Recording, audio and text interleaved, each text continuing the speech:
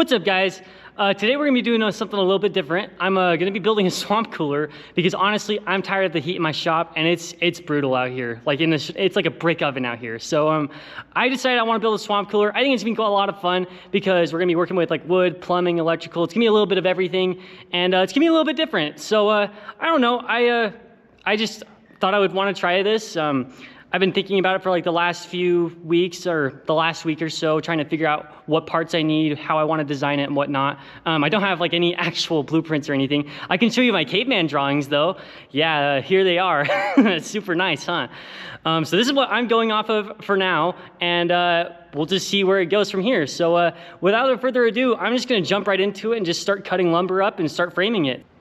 I started out by building the base frame, so that way I can build everything else on top of it. So I framed that all together. We cut the bottom part of the reservoir and we screwed it together. We also have the studs going up, screwed up, so that way we can have the walls going up.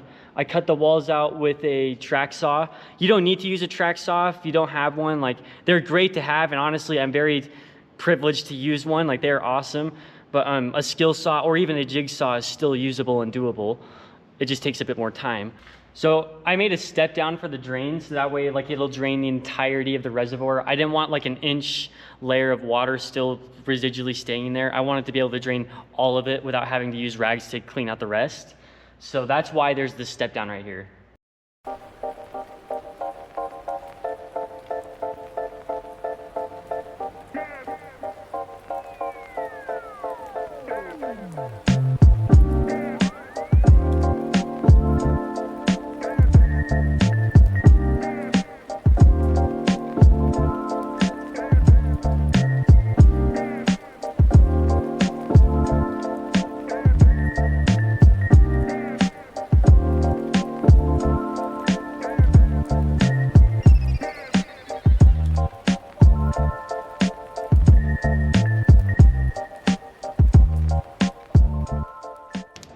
Cutting the circles out for the fans was a little bit difficult because you had to get them in like the exact spot for them to be retained. Although it doesn't really matter that much because the structure of the fan is held in by the frame, not the face of the front of the swamp cooler.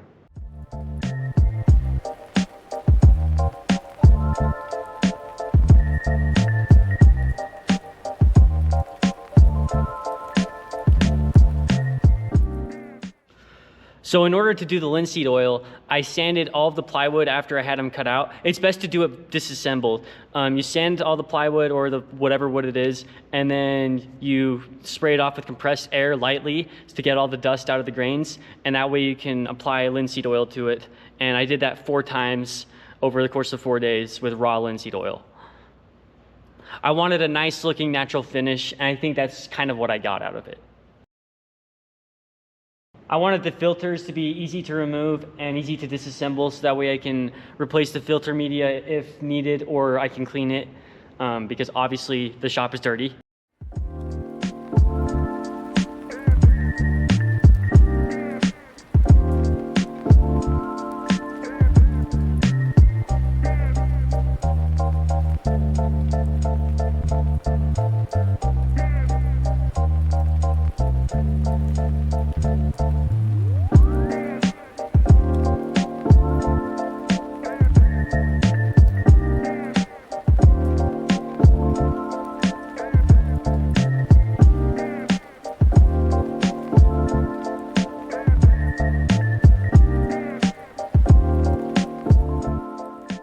So I just completed the electrical, well, except for the pump itself. I haven't plugged in the pump. But I have a 3-gang electrical box here that I have outlets that are each individually controlled by a switch up here up front. So, and then all of it is powered by a single cord that comes out the side right here.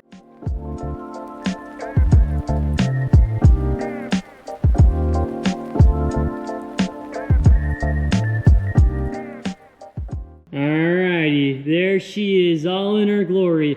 Almost complete. She doesn't have water in there yet, but we finished everything like the reservoir. We have the side cooling media in here. We've got our fans in here.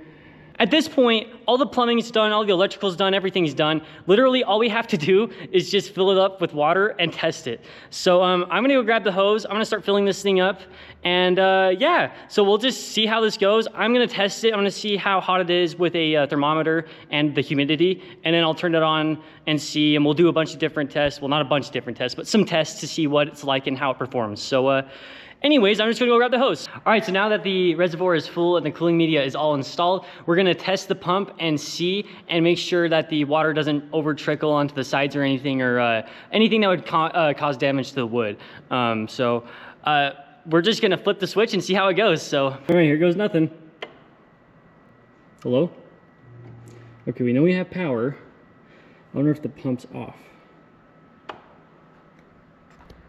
It's gonna be hard to tell.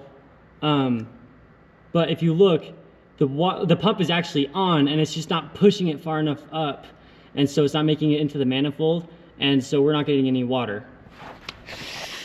This unfortunately means I'm gonna have to get a new pump.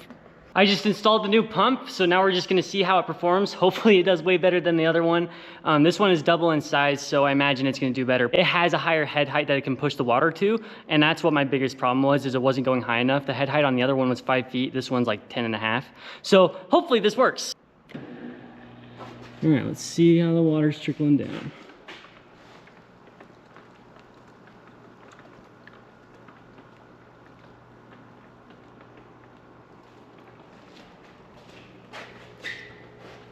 I feel like it's a little weak still, to be honest, but I mean, it might work.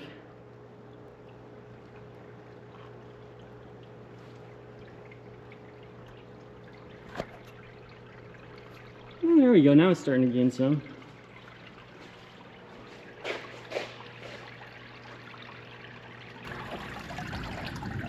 Well, I'm trying to show you guys how it's flowing from the top.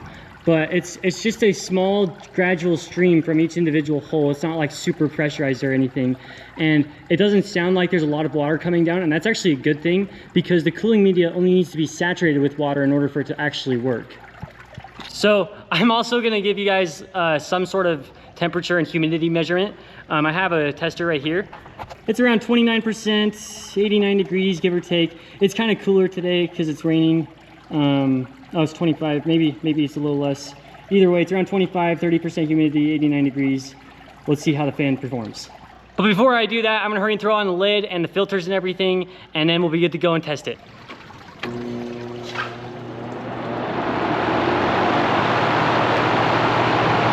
wow, actually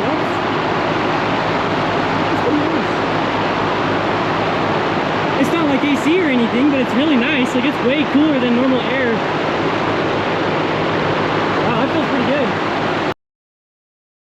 All right, so we got that going. It seemed like it dropped about 13 to 15 degrees. The humidity did raise about 20% or 15%, somewhere in there. But again, it is starting to rain right now, so I think we can actually get even better results on a different day. The weather right now is not gonna be good for the next week or so. I think I'm gonna have to make a short on that in the future. A write-up that I'm gonna post on this. I've got a parts list I'll post as well. And if you have any questions in the comments, I'd be happy to answer. Well, all in all, I'm pretty happy with this. It actually does put a huge dent in the temperature in my shop, which for reference, it is a 40-foot by 80-foot shop made of cinder block that's not insulated.